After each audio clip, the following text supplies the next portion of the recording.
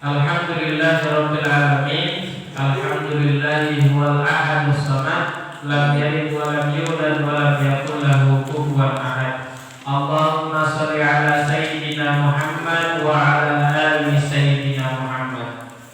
Fa qabaila an namdiya ila hadzal kitab wa khairu ma nursilu al-hadayah bi qiraati al-Fatihah asa an yanfa'ana bi ulumi hadzal kitab. Naqra al-masani al-Fatihah. A'udzu billahi minasyaitonir rajim. Bismillahirrahmanirrahim.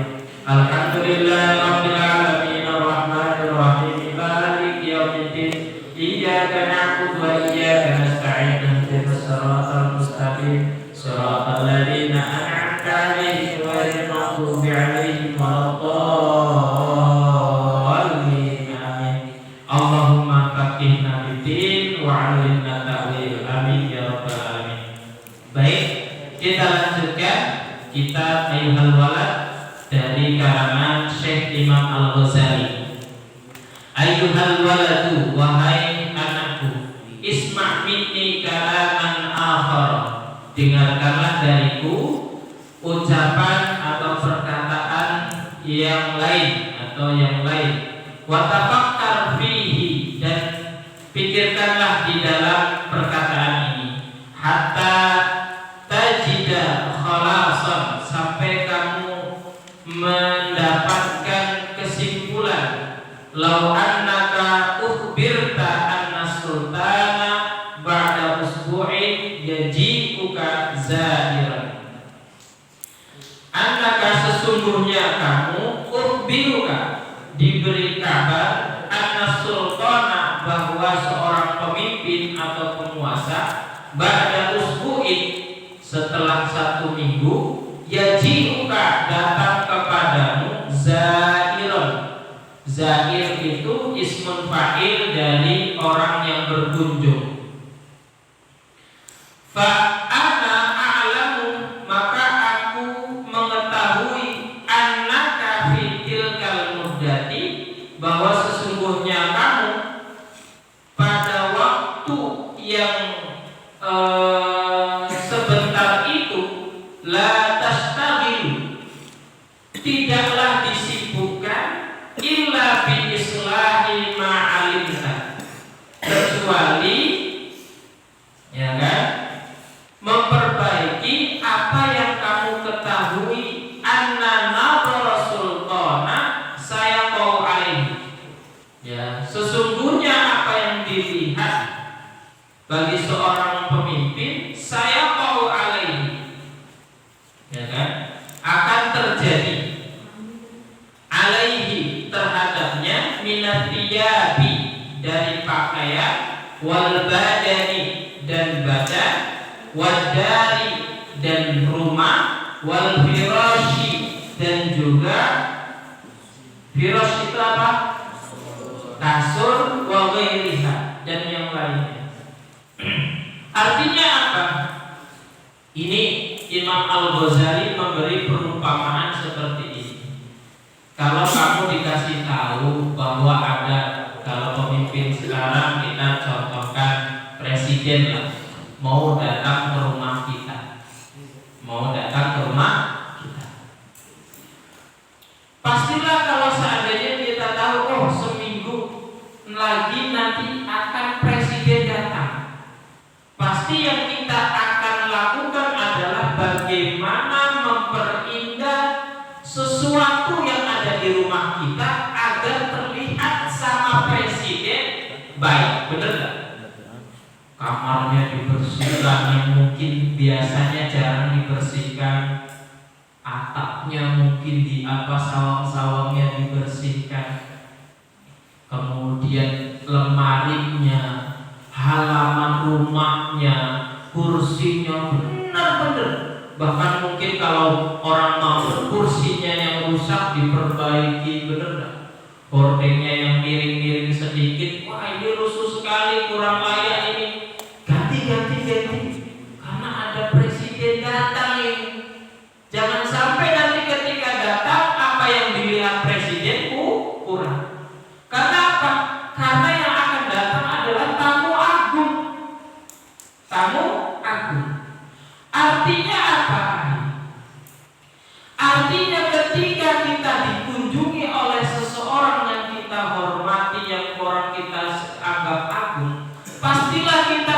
memperbaiki diri untuk bisa terlihat bagus. Maka begitu juga kalau kita tahu bahwa kita suatu saat akan bertemu kepada Roh kita, Tuhan kita, penguasa alam semesta ini, bahkan penguasa raja, penguasa seluruh presiden di negara ini. Maka kalau seandainya kita berpikir suatu saat kita akan bertemu Roh kita, harusnya kita juga memperbaiki diri kita. Harusnya memperbaiki diri kita. Oh iya, nanti kita ketemu Allah. Nah, mau sholat nih khususnya, ya alif ya. Mau sholat itu mau ketemu Roh Tuhan kita yang Maha Kuasa, yang Maha Agung. Maka selayaknya kita juga harusnya seperti itu. Nah, ketika pengen sholat itu, ya, pakai pilih baju yang paling bagus, yang paling rapi, yang paling harum, ya enggak? Bukan yang paling kotor, paling apek, paling bau. Nah, mau ketemu Allah kok seperti itu. Rambutnya disisir, pakai pecinya yang bagus, jangan miring-miring gak karuan. Nah, gimana? Ini Imam Ghazali memberi perumpamaan. Kalau kita pengen ketemu seorang penguasa, ya, yang di bumi, itu kita sibuk bener. Tapi pertanyaannya adalah, kenapa kita tidak melakukan hal yang sama saat kita pengen bertemu dengan Tuhan kita? Ayo, usikum wa iyaya nafsi. Ini juga nasihat buat Ustadz sendiri. Cari pakaian yang terbaik. Yang paling sunnah pakaian apa? Pakaian putih. Kalau punya pakaian putih, koko putih, gamis putih, pakai. Ya, pakai pewangi, pakai parfum. Bila perlu mandi, ya, karena Allah itu innallaha yuhibbut tawwabina wa yuhibbul mutatahhirin. Allah itu sangat cinta kepada orang yang bertobat sama orang yang bersih. Ya, kalau ngantuk mandi orang. Ya, kalau ngantuk mandi, sehingga sholatnya nanti khusyuk. Secara lahiriah badan kita bersih, secara pakaian kita semuanya juga bersih. Wah, itu Allah pasti suka. Pasti Allah suka. Gak usah dilipat-lipat tangannya sampai tinggi-tinggi. Ini kadang Ustaz lihat ini beberapa santri lipat sampai atas. Ini mau ketemu Tuhan, udah Ustaz gak usah bayangkan Tuhan.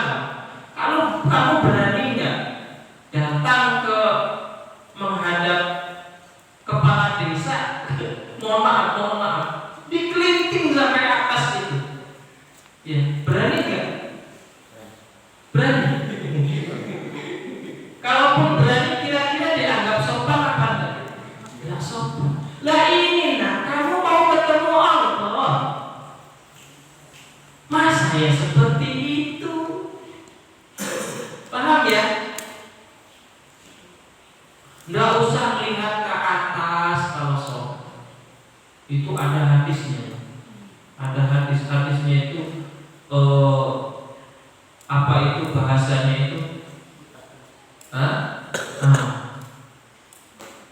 Jikalau seandainya seseorang itu melihat ke atas pada saat sholat, ya, maka jangan sampai Allah butakan matanya.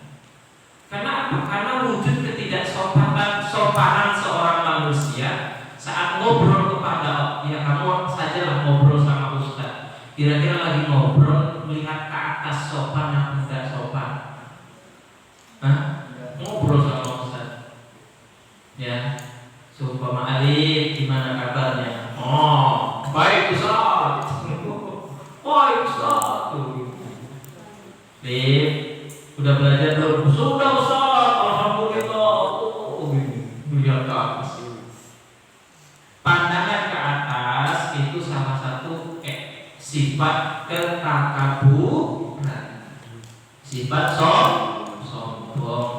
Maka jangan sampai kita nampak kesombongan kita saat sholat. Ditundukkan lagi, melihat ke tempat sujud supaya tambah khusyuk. Jadi kalau sholat itu melek matanya, jangan merem. Ini kadang merem ini, nggak tahu yang dibayangkan apa. Bayangkan yang lain. Ya, berenang di waterpool. Bayangin makan ayam bakar enak, akhirnya udah orang yang lain sujud ruku dia masih berdiri. Ada kayak yang seperti ini? Ada? Ya Allah, istighfar. Ya, yang masih seperti itu sholatnya beristighfarlah. Mabuk? Ya,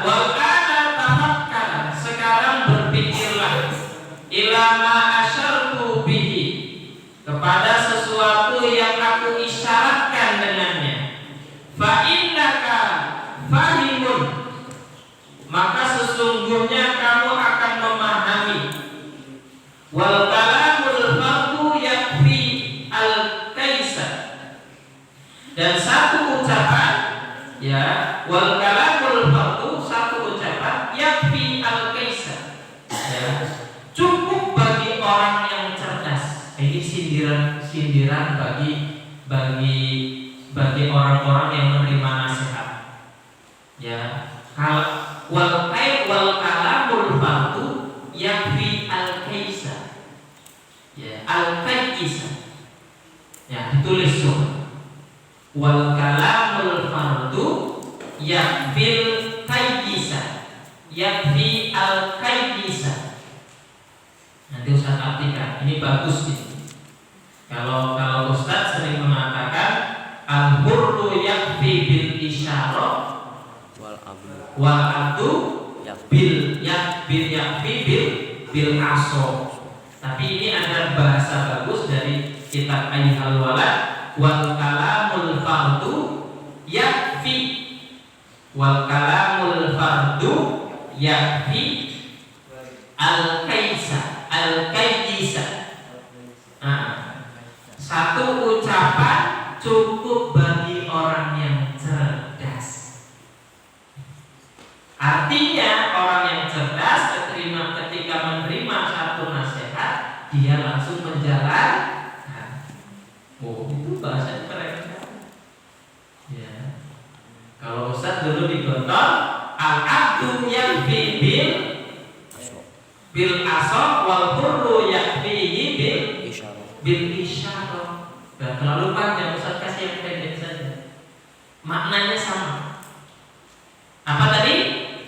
Al kalamu al fardu yakfi al kayyisa. Ya, satu kata cukup bagi orang yang cerdas.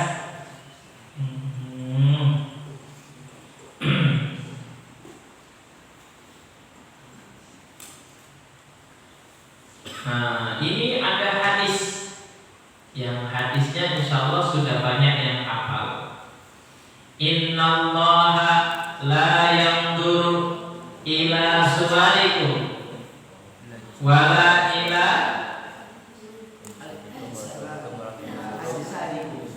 ajsadikum walakin yanzuru ila qulubikum wa asabi asabihi ila sadri. Kalau di sini agak beda sedikit. Innallaha la yanzuru ila suwarikum wala ila a'malikum walakin yanzuru ila qulubikum wa niyatikum. Sesungguhnya Allah tidak melihat kepada bentuk rupamu,